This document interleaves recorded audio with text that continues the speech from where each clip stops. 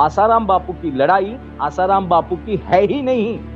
ये लड़ाई आप आसाराम बापू के लिए नहीं लड़ रहे हो, ना मैं आसाराम बापू जी के बारे में बोल रहा हूं। मैं तो आसाराम बापू के नाम के माध्यम से मेरे कुल के उद्धार के बारे में बोल रहा हूं, मेरे रक्त की शुद्धि के बारे में बोल रहा हूं, मेरे धरोहर, मेरी परंपरा और मेरे पुरखों की पुण्याई के बारे में बोल रहा हूं। आसाराम बापू नहीं संकट में है, संकट में तो आप है, आपका धर्म है। आपके धर्म रक्षक तुरंत कारावास में डाले जाते हैं, जैसे कि आपके सीमा के ऊपर के सैनिकों को अगर कोई बेहोश कर दे तो वो सैनिक संकट में नहीं है, उन सैनिकों से सीमा से हटाकर कैद कर ले तो सैनिक संकट में नहीं है, आपकी भारत की सीमा संकट में है। तो वैसे ही आसाराम बापू जैसे महापुरुष योगी पुरुषों के ऊपर चरित्र के ऊपर लांछन लगाकर आसाराम बापू को संकट में नहीं लाया है भारतीय सभ्यता को, भारतीय धर्म को और भारतीय जीवन पद्धति को। तो मैं तो सनातन धर्म को संकट में लाया है। और मेरा तो हाथ जोड़कर सभी दर्शकों को विनती है कि आपके कुल के लिए, आपके धर्म के लिए, आपकी माँ की कोख की पवित्रता के लिए, आपके बाप के रक्त की शुद्धि के लिए, पिता के रक्त की शुद्धि के लिए आप प्रयास कीजिए। वो तो हमारी साधना हो, हमारा चिंतन मनन ध्यान धारणा धर्म के ऊपर हो। इसके लिए अपना शरीर की समिधा आहुति इस भयंकर भीषण यज्ञ में देकर वो आपकी साधना बढ़ा रहे। संविधान का आधार लेकर संविधान का ही गला दबाने के जो षड्यंत्र कर रहे हैं, देशद्रोही उजले माथे से घूम रहे हैं, इनको मिटाने में, इनको रोकने में, इनको खत्म करने में भारत से भगाने की क्षमता केवल भौतिक संसाधनों से नहीं होगी, आसाराम बापू जैसे शिखर पुरुष की आध्यात्मिक उपासना से, गुरु कृपा से ही होगी। तो हम आसाराम बापू शरीर रूप से कारावास से बाहर आए। मैं पक्का धार्मिक हूँ। मेरे माँ की कोख की पूजा करना, मेरे पिता के रक्त की पूजा करना, ये मेरा कुलाचार है। और मेरे कुलाचार में संतों का सम्मान, उनके चरणों की पूजा, उस संत परंपरा की धरोहर की रक्षा, ये मेरे कुलाचार में आता है। अगर संतों की रक्षा छोड़कर अगर मेरा कुलाचार होगा तो वास्तव में वो कुलाचार नहीं होगा, वो भ्रष्टाचार होगा, चरित्रहीनता होगी।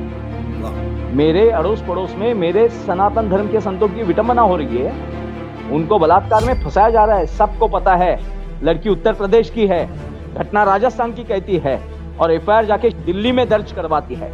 ऐसा कौन सा ये केस है? मैं मेरे कुल की मर्यादा और मेरी कुल की सभ्यता, जो कुल मेरा जिस सनातन धर्म से जुड़ा है, सनातन धर्म मेरे रोम रोम में, मेरे परोपकारों में है, मेरे चिंतन मनन ध्यान ध्यास धारणा में है, उस सनातन धर्म के साधुओं का सम्मान किए बगैर मैं हिंदू हो नहीं सकता। बापू हमें ब्रह्मचर्य सिखाते हैं, बापू हमें अपने वीर्य की, अपने कोख की शुद्धि सिखाते हैं, उच्च श्रेणी के वंशजों को निर्माण करने का एक उच्च कोटि का आध्यात्मिक योग सिखाते हैं, शुद्ध कुल की शुद्धि सिखाते हैं, हमें आध्यात्मिक योग्यताएं सिखाते हैं। तो वो बापू इस भारत को खत्म करने में, भारत को नष्ट करने में लगी हुई शक्तियों का सबसे बड़ा रोड़ा है बापू जैसे महापुरुष। जब तक उनके चरित्र के ऊपर जब तक लांछन ना लगाया जाए, हिंदू समाज अपने कुल से साशंक ना हो, तब तक इस भारत को नहीं खत्म किया जा सकता। 1400 साल से पैदा हुए दुनिया को लूटने वाले डकैत इस्लामिक जिहादी भारत को खत्म नहीं कर पाए। 150 देशों के ऊपर 150 वर्ष भारत के ऊपर राज्य करने वाले और जिनका सूरज नहीं ढलता था, वो अंग्रेज भारत को खत्म नहीं कर पाए। तुर्क आए, अरब आए, शक, हुन, Greek, Portuguese, Dutch, French, Mughal और अंग्रेज, ये भारत को खत्म नहीं कर पाए। फिर अब इन्होंने ठान ली है, इन षड्यंत्रकारियों ने, धर्मांतरण करने वाले जिहादी आतंकवादियों ने ये ठान लिया कि भारत के महात्माओं का चरित्र हनन करना शुरू कर दो। आपके धर्म के बारे में, आपके कुल के बारे में आपके मन में प्रश्न चिन्ह खड़े कर दो। बस इसी चलते बापूजी का चरित्र हनन करने का प्रयास हुआ है।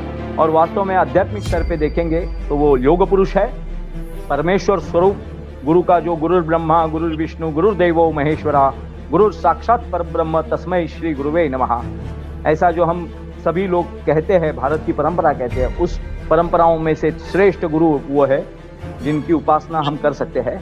ऐसे महात्माओं के ऊपर लांछन लगाकर धर्म को लक्ष्य किया जा रहा है।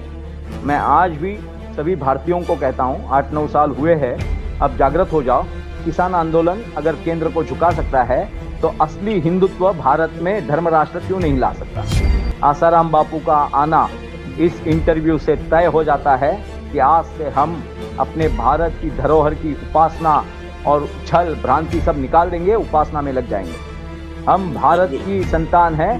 भारत को पूर्ण तेज से जागृत करने वाले आसाराम बापू जी के चरणों में हम क्षमा चाहते हैं, क्षमा प्रार्थी है कि आसाराम बापू को जो भुगतना पड़ा है ये हमारा नपुंसकता है, हमारा अपयश है। आसाराम बापू अंदर नहीं है, हमारे कुल का, धर्म का, हमारे राष्ट्र की सुरक्षा की रक्षा प्रणाली अंदर है। उनको छुड़वाना उनका काम नहीं है, हमारे कुल का दायित्व